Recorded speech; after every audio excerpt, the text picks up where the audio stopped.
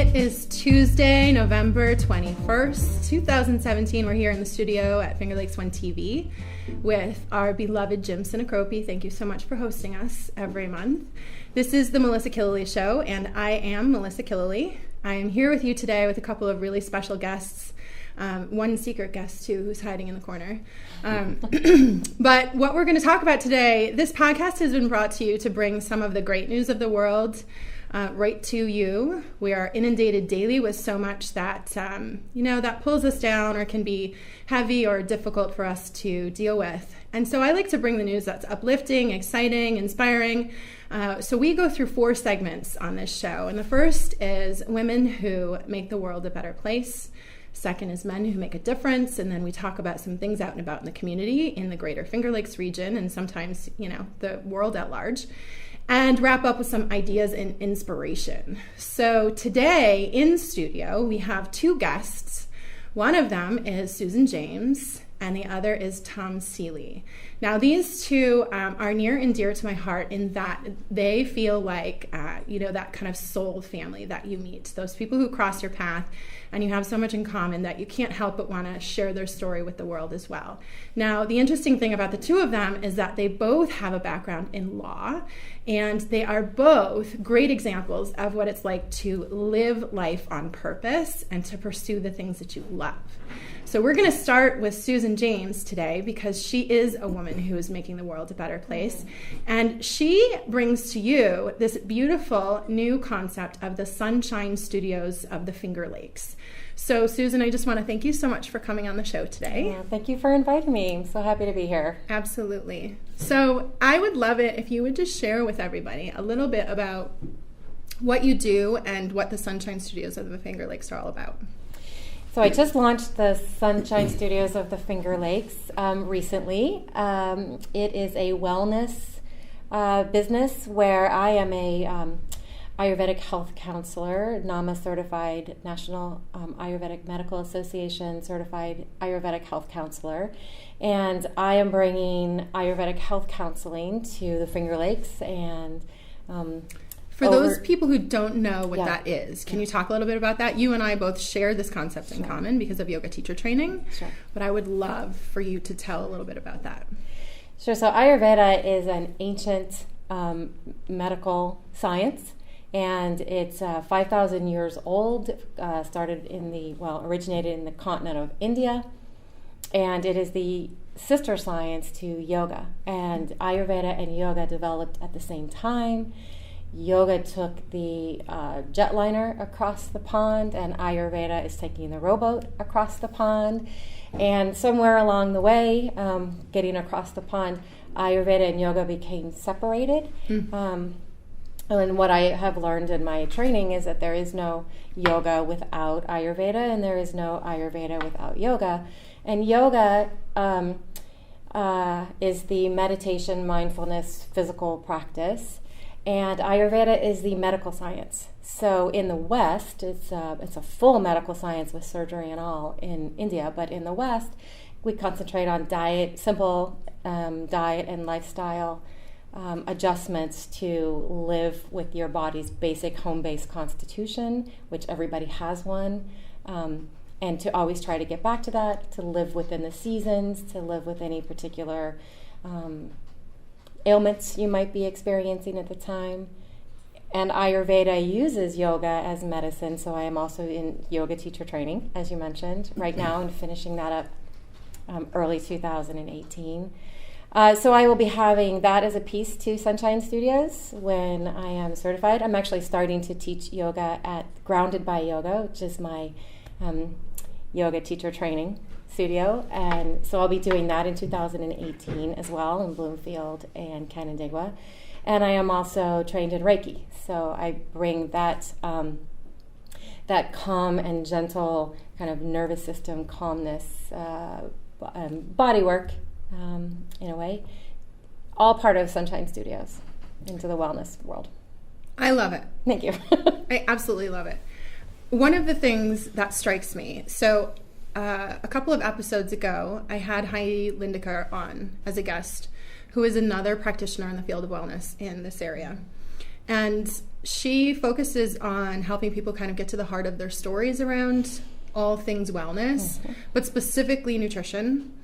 And one of the things she said to me when I asked her, like, what gives you the most light about what you do, was that she brings hope to people sometimes when that candle may have been extinguished because Western medicine has sort of failed them. And I know that in a sense that's a huge part of what you feel as well, like being that light for people.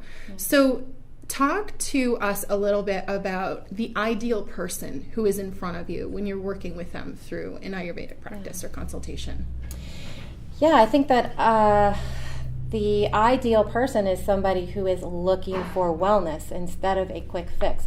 Wellness is a life choice. It's a lifestyle, and you have to participate in your wellness. And it doesn't come to you in a pill or in a tincture. Well, then there are supplements with regard to Ayurveda as well, but they're not the be-all and end-all by any stretch. It's somebody who is willing to participate and doesn't wants the simple way. It's not always easy, but it's quite simple when you participate and make choices. Sometimes they're tough choices for your own life. For me, wellness is all about getting on with what you are here to do. And you can't do that if you are not well. Wellness for me is not about sitting in wellness and just like, let's just all be well. It's about clearing your mind and having some clarity and having the body wellness to do what only you are here to do. And that's the person that I want is somebody who has something to do, or knows that even if they don't know what it is they want to do or need to do or put here to do, they know it's out there for them, and they want to clear whatever the health issues and lifestyle issues are that are blocking them. And that's somebody I'm really excited to participate with. So this is not something you've always done, though. Like, no. Your path is very different. Yeah. So it's new. Yeah. So share with us a little bit about your background and what got you onto this journey. What turned you on to this practice? Sure. So as you mentioned, I am a lawyer, and I've been doing that almost 20 years now. And sometime around 2008, I was gifted with the awareness of Ayurveda because I had a health issue that I was dealing with. And like the skies opened up with regard to who I am and how I am, and how I can live and how I was living, and how were really not like, what is this? In integrity. Yeah, right. And so I spent a lot of time being an internet Ayurved and just trolling around the internet and reading books that wonderful people had written about Ayurveda. And it didn't leave my heart, even though I wasn't deeply practicing it, because I didn't know to deeply practice it. And I woke up one day in 2016 with a fully formed idea about how Ayurveda could help people like me who had such trouble in the work world. I wasn't particularly happy as a lawyer, especially as a firm lawyer. That was very difficult for me.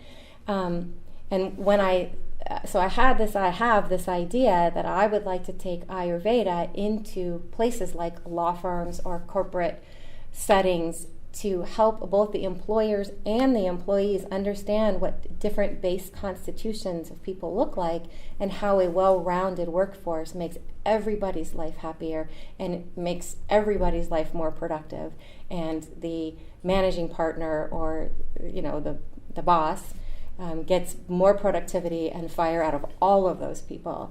Everybody thinks they want somebody who's, you might think of as somebody who'd be ideally suited to being a lawyer, is really productive, really aggressive, really kind of work. And yet, if you have nothing but those people in your work environment, it's a very unhappy work environment for everybody, including those people. So I had this idea to bring Ayurveda to the workforce. And that led me to studying Ayurveda at the Kripalu Center for Yoga and Health in the Berkshires, and so I went to do that, and I got my 650-hour Ayurveda health counselor certificate this year actually I finished it. And while I was in that, I learned, because we were learning deeply, that Ayurveda uses yoga as medicine, and so I didn't really want to practice Ayurveda without having a deeper understanding of yoga, so I signed up to learn more about that as well. So that's kind of how I ended up. I am still practicing law. I do primarily adoptions in Seneca County, which I love. It's happy law. It's exactly suited to my constitution and how I want to bring my legal expertise to our community is helping people come together with their forever homes. This makes me very, very happy. So I still do that. And then Sunshine Studios is now my new venture.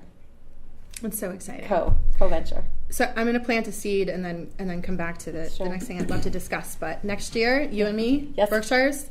Oh, amen. Jenny Fennig is doing a Get Gutsy retreat. I love the Get Gutsy. I know. Yes. So there we are.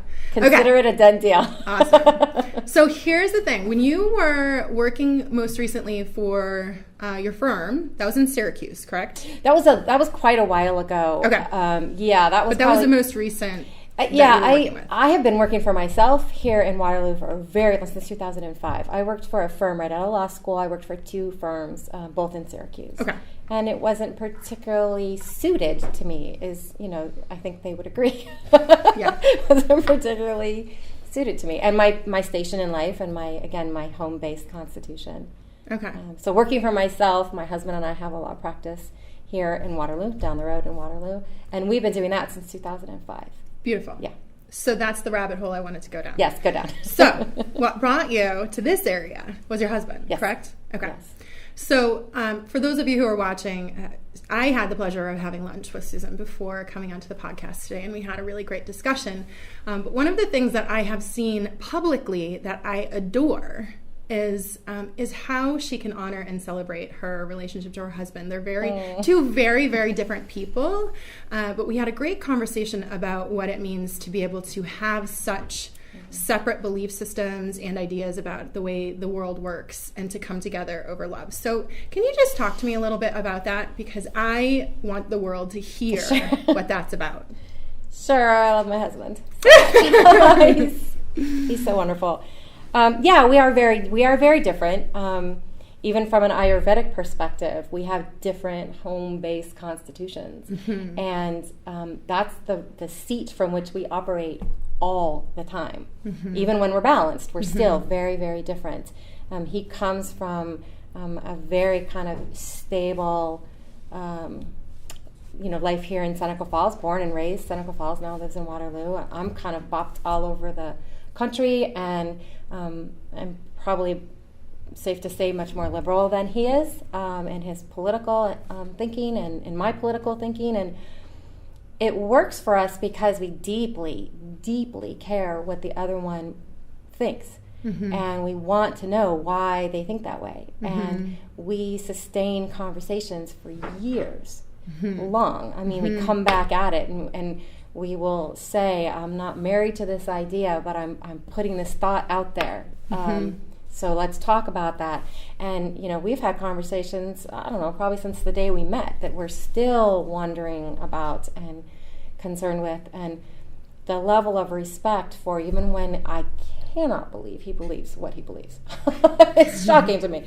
And he thinks the same. But, of course, I do believe, and I trust him, and I trust that he thinks through his beliefs. And it's not just a splat and go kind of conversation that we have, and he the same for me. So it's just these deep, deep, long conversations that allow us to think differently and believe differently about certain things. And ultimately, it's funny, we believe much more in the middle of almost everything when we talk about it, even when we start way out here, because not everything is as black and white as, well, that's so simple, but obviously not everything is as black and white as it is when you start. I believe this and I believe this. We really care what the other person is, where it comes from. And that connected to one of the things we talked about, which was, how you feel loved, what your love language is, which is truly. words being listened to. Yeah. As I was telling you, it's rare. I think it's rare to really have somebody listen to me. I'll just say me. And to have a conversation that isn't met with, well, I think, and well, the way I do it is, but to go like maybe 4 or 5 or 10 layers deep on what I just said, that is an incredibly loving experience for me. And as I told you, I get all kind of dopey and ridiculous when this happens, and I kind of get these googly eyes, like, oh my God, you're listening to me. It's so beautiful. Yeah. And rare. I agree with you. And as someone who spends most of my professional time sitting and having conversations and listening to people and really listening to their stories, I so appreciate that. Right? It's not what we're accustomed to on a daily basis. A lot of people are, doing those like one bomb, right. things on Facebook where like they put an idea or something out there and that's it, right? Like that's the whole conversation for them. They're not ready to engage. They're not ready to have a dialogue about whatever it is they're putting out there. And I think that is hugely important. And I think a lot of it comes down to fear. Yeah.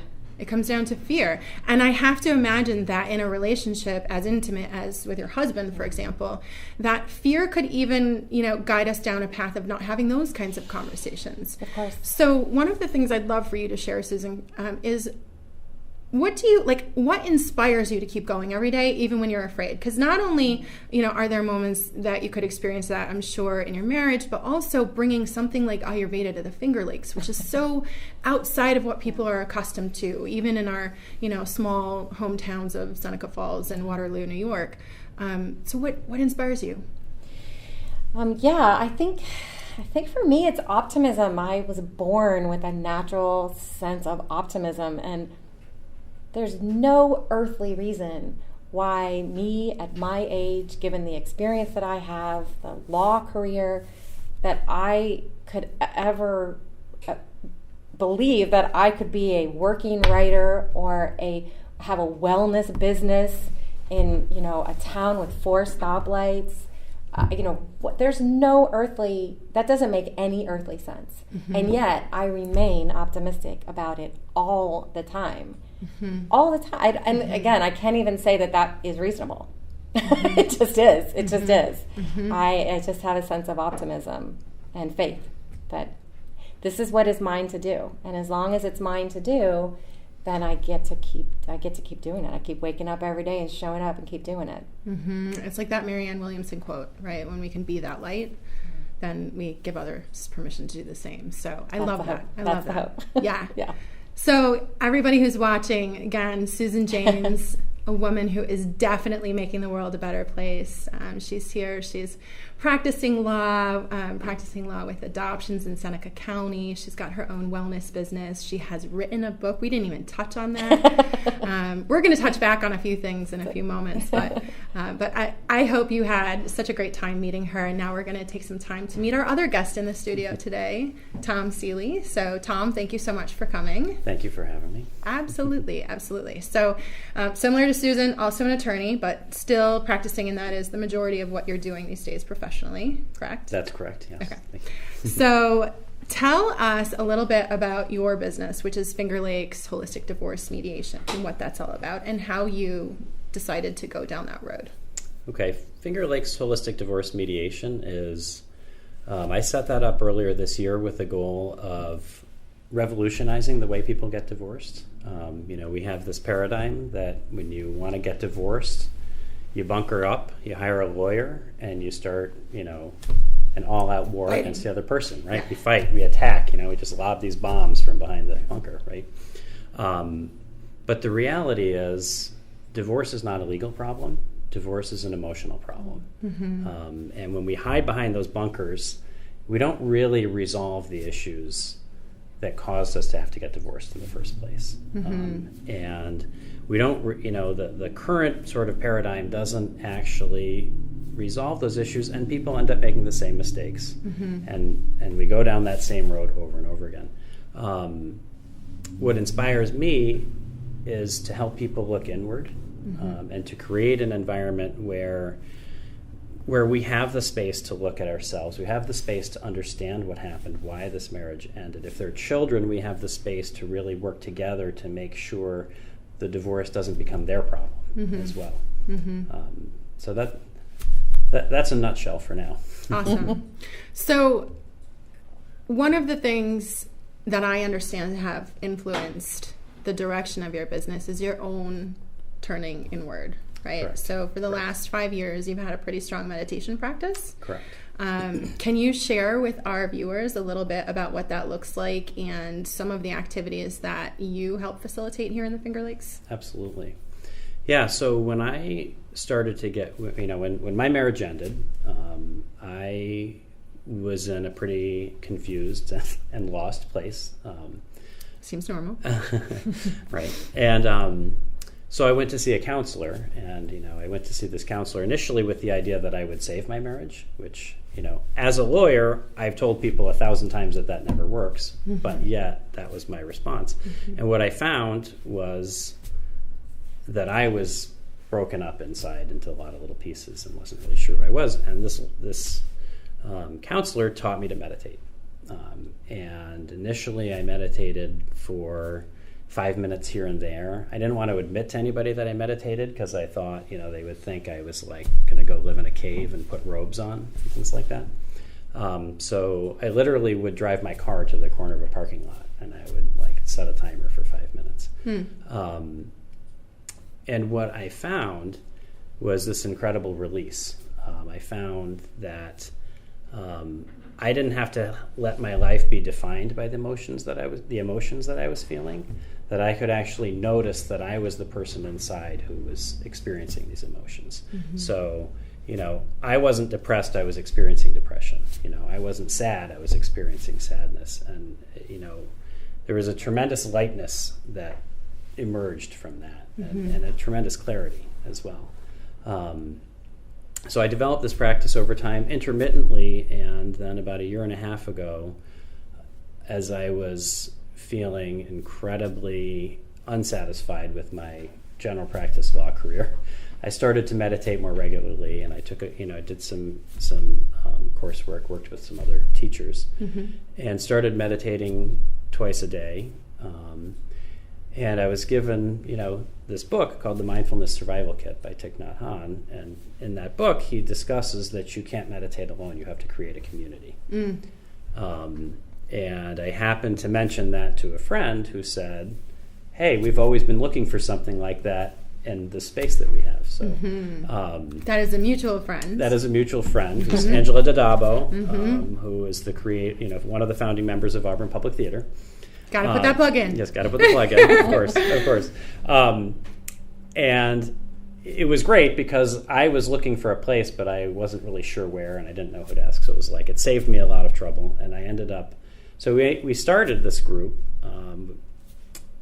at Auburn Public Theater on Sunday mornings, and we showed up, and we thought it would just be the two of us. Which, by the way, still continues, and people can attend. Yes, right? People can attend every Sunday morning at 9 a.m. Okay. If you show up at 9:07, the doors will be locked, so you have to be there before that. But to our amazement, we had 9 people there the first day, and we had 8 people there the next week, and people just kept showing up, and some new people every week. We've never really had the same group, but it's really been a phenomenal community of meditators, and it's inspired me to spread that message further. And I've been teaching a meditation class, and that's great. So we're expanding that and broadening it, and we've got a great community of people who are starting to be mindful in their own lives. And I think the more people we have mindful, it's like this Venn diagram that we can collectively raise the consciousness. Yeah, and one thing that I really appreciated about both you and Susan is there's a piece of what you do in mindfulness and a piece of what Susan does as far as the Ayurveda practice goes that was has yours, Susan, was originally that intention of how can I bring this to the workplace, right? There's this drive to help to support, to uplift, and same with the mindfulness practice. Like I know, Tom, you've talked about being able to bring that into some of the kinds of environments in which you've practiced before. So that's really great. I can't talk enough about the importance of having a community in anything that we do, right? So that's the key.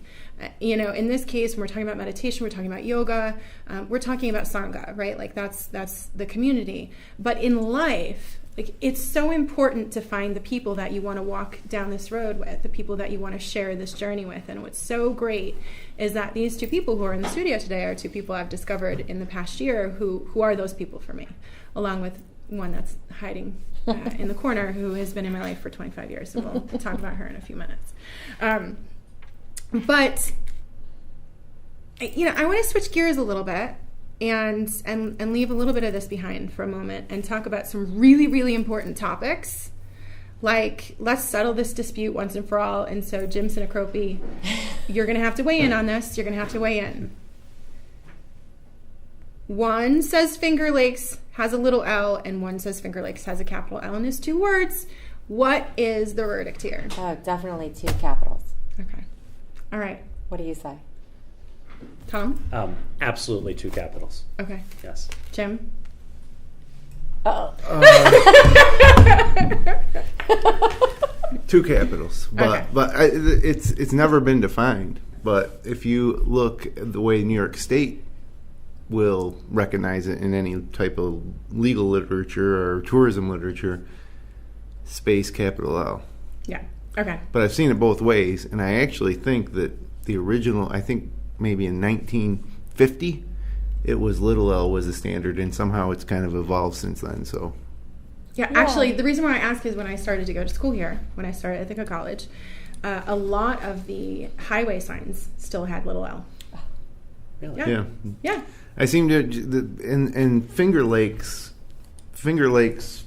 the region, in let's say 1980, wasn't such a trademark. It was more of just like a geographical, title. Right.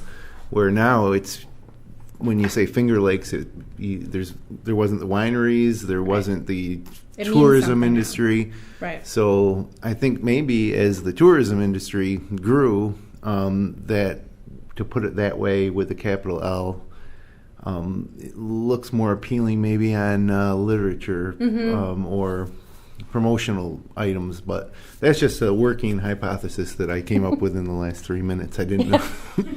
I love it. Look, we have to take time to settle some of the most important questions here, okay? We can't save the world every day. Now, I have to take this time to put a plug in for Fingerlakes One TV, because along the lines of, this region really emerging in its own right, declaring its own legacy and really standing in its own history, Jim had the vision long ago to really provide an informational hub, if you will, that met the needs that the Syracuse and the Rochester markets were not filling, right? And Fingerlakes One was born. So we've got so many resources here. I mean, Jim, can you talk a little bit about everything that Fingerlakes One offers, besides these amazing podcasts, right? Sure, yeah. We design websites and we host websites. And we assist other local businesses with all sorts of digital marketing plans and endeavors. And then we are a news organization, a publishing house, basically, where we publish to a number of different outlets, but the main one is fingerlakes1.com, which is, it's about 18,000 visitors a day locally. Well, actually, they could come from anywhere, but the bulk comes from the central Finger Lakes area. And then as part of that, we started doing live video event streaming, live webcasts, podcasts, and so yeah, that's about everything. But there's some synergy there back and forth. A lot of people come in for this podcast guests and end up letting us redesign their website. Right. And a lot of times we're able to promote our customers on the web design and hosting side here on our podcast, or through the website itself, Fingerlakes One. Right, So right. that's what we Yeah.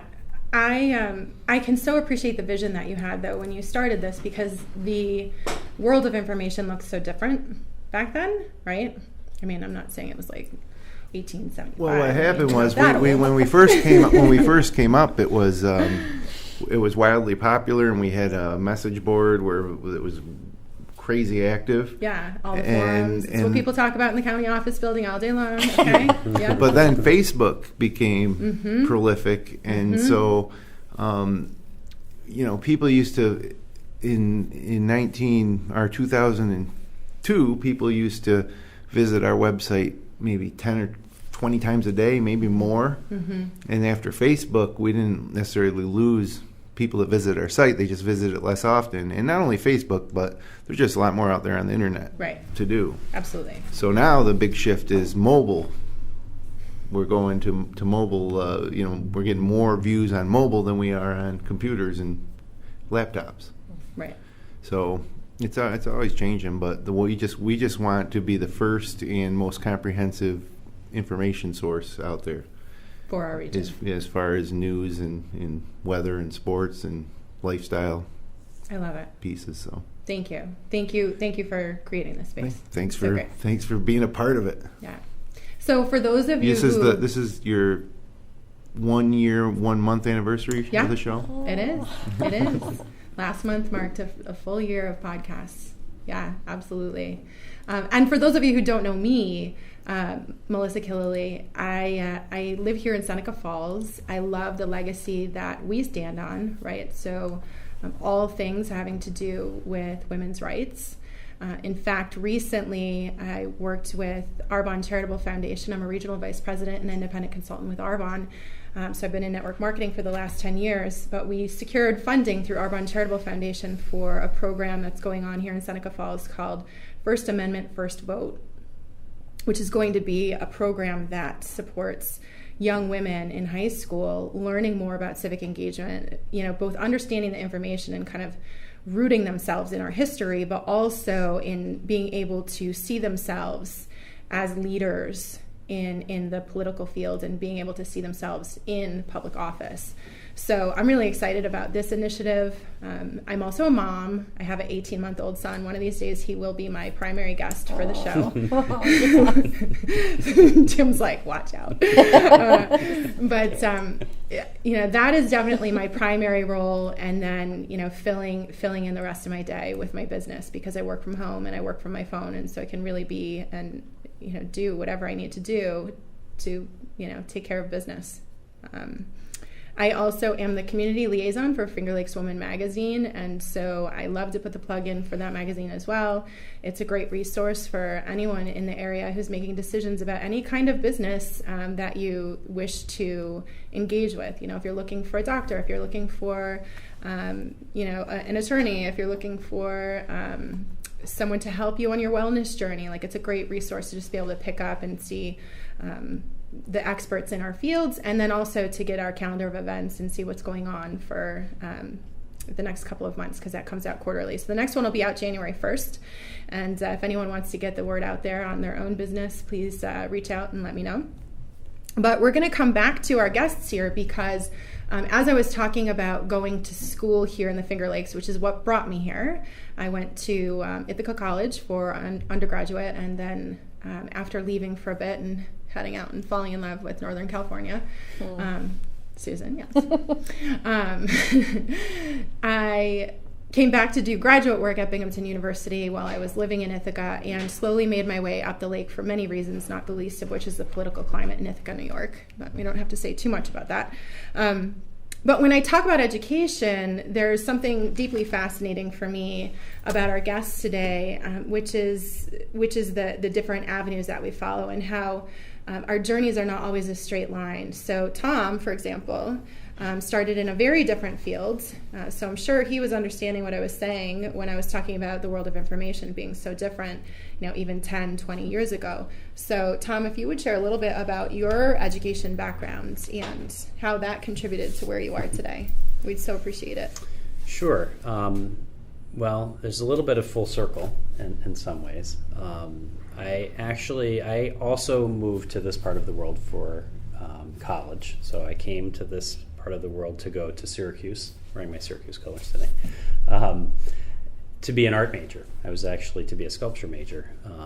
And that was pretty scary to me. It seemed pretty, can't do that. So I ended up in the field of journalism, and I was fortunate to leave journalism just as the internet was arriving, so I did not have to suffer the pain that many of my newspaper friends did. And I ended up going to law school and choosing a profession that I had really no inspiration for. I just didn't know what else to do. So I went to law school. I became a lawyer.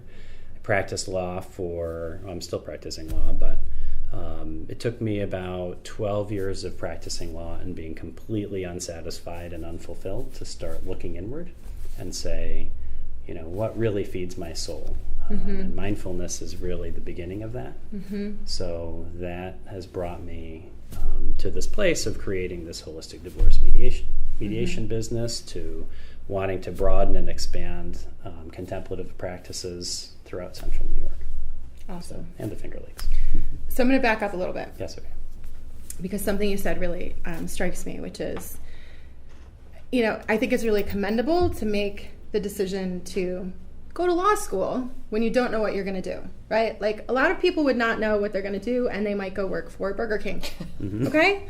So what's interesting to me is, I mean, you still could do that. Financially, they might be in the same place as me, but still. But what I'm getting at here is, as you have worked in the field, you have still developed this passion and this dream about the field itself, which is what you mentioned when we first started today, but I'd like for you to state it again for our viewers. So when you talk about why you're working in the field of divorce, it is why. What is your legacy there? Well, my legacy is really to revolutionize the way people think about divorce. I love it. I think, the whole system is not set up to benefit clients. It's not set up to benefit people. It's really self-fulfilling in many ways. For the individuals who are getting divorced, it is emotionally and economically destructive to the benefit of the system, the lawyers, the other individuals. But for me, as I was practicing law, and I will share one anecdote of a client who I thought that I had negotiated a great agreement for, who, in a profanity-laced tirade, told me he would never sign that, and his hang-up was that his spouse had taken 4 rugs from the house valued at $25 each. So at that point, there was a real moment of, I can't help this person because this system can't help this person. This whole I'm going to win and you're going to lose, I can't go home. I go home and I carry that with me, and it torments me. Nobody can win unless everybody wins, I guess, is sort of the mantra that I kind of carry forward to clients. But, it's not just revolutionizing, it's revolutionizing it for me, for the participants, but I also would like for other lawyers to the greater understand. Field in general. Exactly. Yeah. So, you're taking a paradigm that is really, I'm going to profit from your pain. Exactly. Right? I'm going to take the most painful experience, I'm going to profit from that. Right. And turning it around into a place where you can create from your own pain, like your shift really came from your own pain, right? To create a gift instead, which Absolutely. Is amazing. And I think this is where I find the common thread with what Susan does, right? So going through your own health situation, that challenge, that friction, that pain that you experience, you created what is a gift to our area. Like, as this begins to grow and people understand what Ayurveda is all about and how it can truly benefit them, that really strikes me, right? So on that note, Susan, I would love it if you would talk a little bit about your legacy. Yeah, so I think if I could have any part in helping somebody smile up through their eyes on any given day, on any given season, through their purpose in life, through their work, through how they feel in their health, with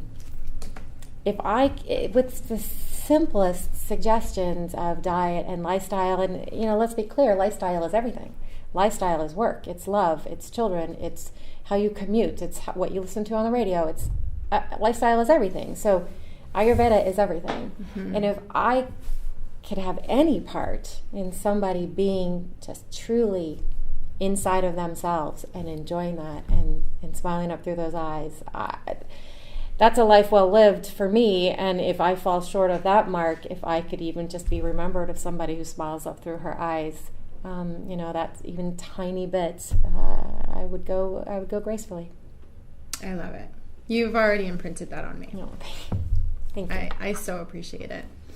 I feel like the legacy I'm working on now is to create more space for people to love and lead and live on purpose.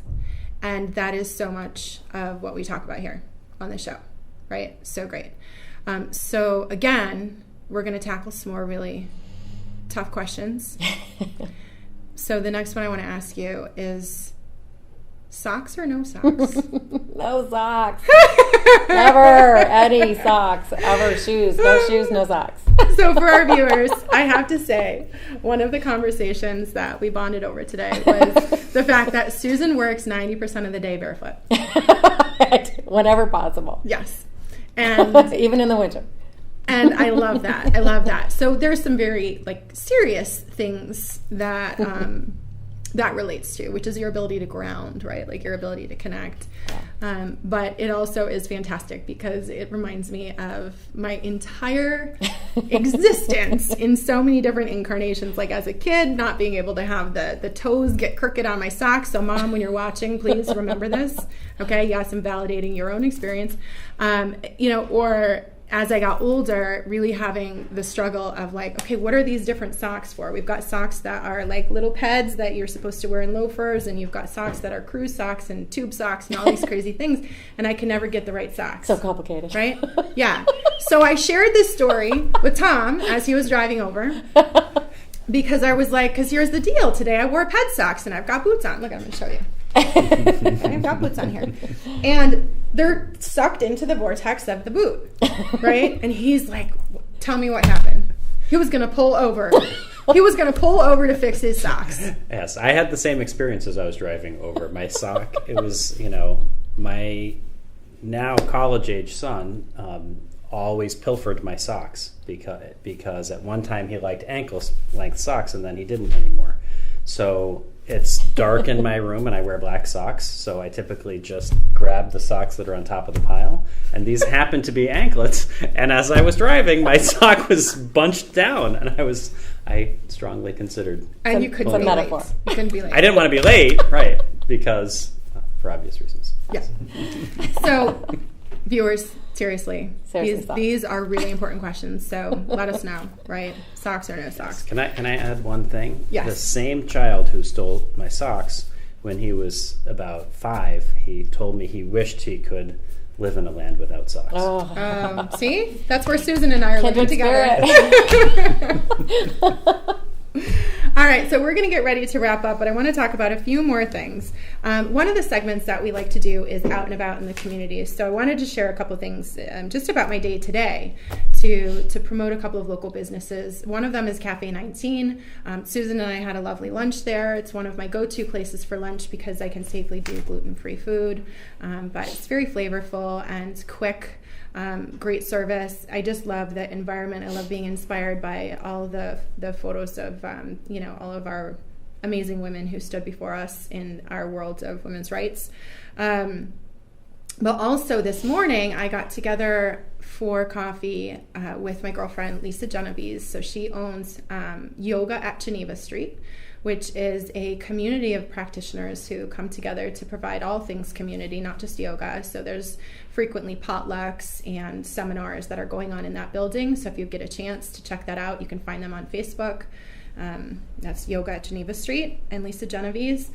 And a couple other things this weekend. So Tom and I met at Auburn Public Theater in this course called The Artist's Way. So it's called a creative cluster, and it's a 12-week program to help facilitate the creative process, right? To help sort of unblock what's going on inside of us so that whatever creativity that we're sparked to bring to the world, we can do so. And for me, that's writing. For Tom, he's got sculpture and a number of other things. The reason why I mention this is because one of the things that I frequently talk about is in my own journey over the last 3 years, leaving behind the 9 to 5. I was in finance for years before I left to become a professional in the fields of network marketing.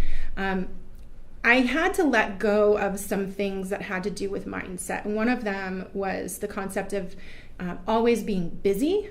And another one was the idea of things being hard, right? Because I guarantee whatever we're calling hard is like a first world problem over here. So the way I talk about it is to say that I divorced those things. Like I divorced hard and I divorced busyness. We so often in this culture get so wrapped up in going here, there, and everywhere and putting 765 things on our plates so that we can avoid the pain of just being with ourselves, right? And just getting really good with who we are.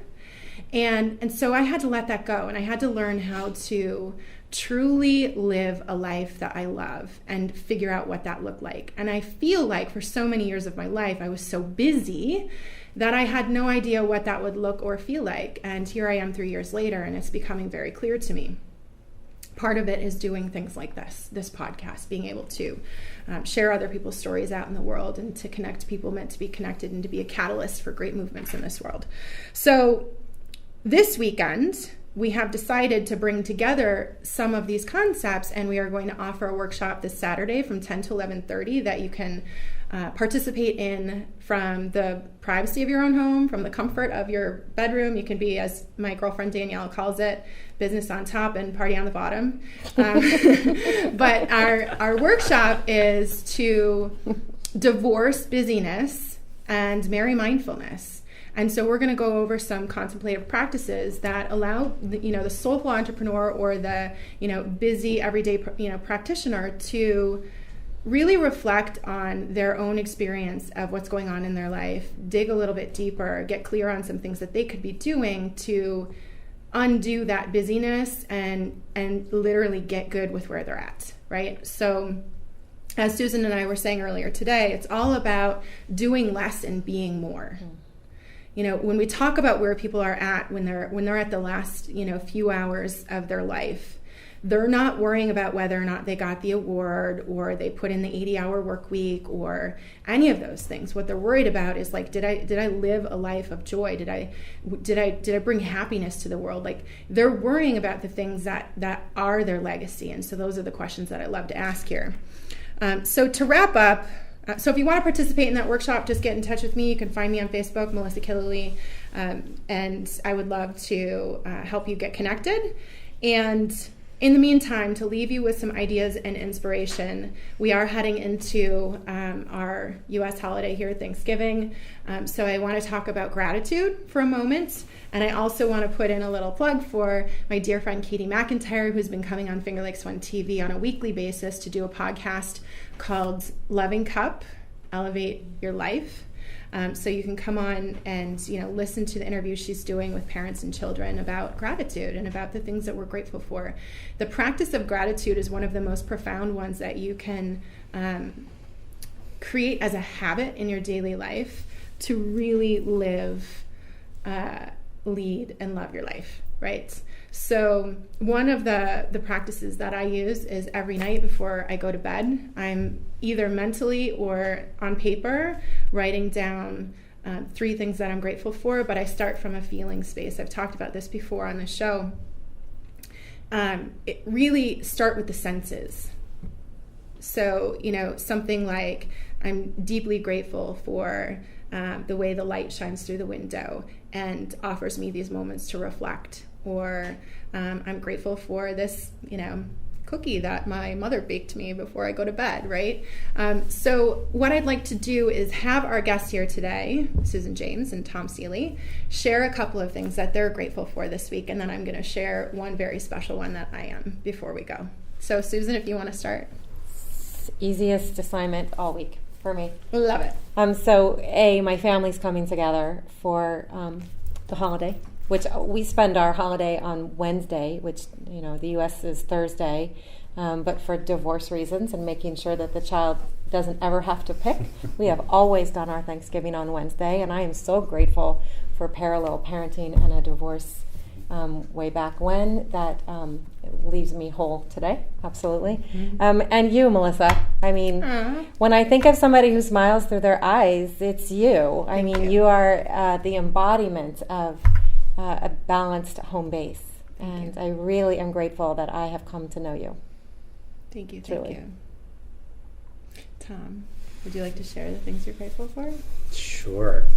As in the artist's way, I'm always like, oh, great, you're going to call on me. Yeah, he doesn't like it when he's called on in class. He's that guy. Whenever that happens, that's always your key to look inward, right? I am grateful to live in this amazing space of the world, where I can wake up and look out and see this exceptional light, and see this beautiful lake, and all the different things. What I've been focused on this week for gratitude, I spent a long time not going to spend Thanksgiving with my nuclear family, and recently there was a wedding. It was the last wedding of my generation. There was the sort of much younger cousin. And I looked around and I noticed that nobody in my nuclear family has left us. And they still get together every year for Thanksgiving. And I spent a lot of time trying to escape and get away from that for personal reasons. But I'm really grateful to have the chance to go and experience that and be around people who are, sort of my tribe in a way. Right. Beautiful. Go be present with them. Correct. Awesome. Well, the one last thing I'm going to share that I am grateful for before we head out today is my friend Danielle Uffland, who has driven in from Buffalo. So Danielle, if you want to come over here for a second, just really fast. She's going to hate me for this. I may not be alive for the next podcast, so if someone else will take over. Danielle and I have been friends since, here you can come share the seat with me. We have been friends since we were like 12 years old. Yes. And the one thing that I have loved about this woman since that day is she always speaks her mind. She's always going to tell you exactly where it's at. You never have to question anything with her. She stands for what she believes in, and she shows up for you. This is the kind of friend who is just always there, even when 25 years pass. You're so nice. Thank you. Love you. Love you too. So that's it, you guys. Melissa Killeleagh Show. Again, we're here in Fingerlakes 1 studio. So grateful for our guests today, Susan James, Tom Seeley. We're just heading into Thanksgiving week full of gratitude and look forward to seeing you again next month.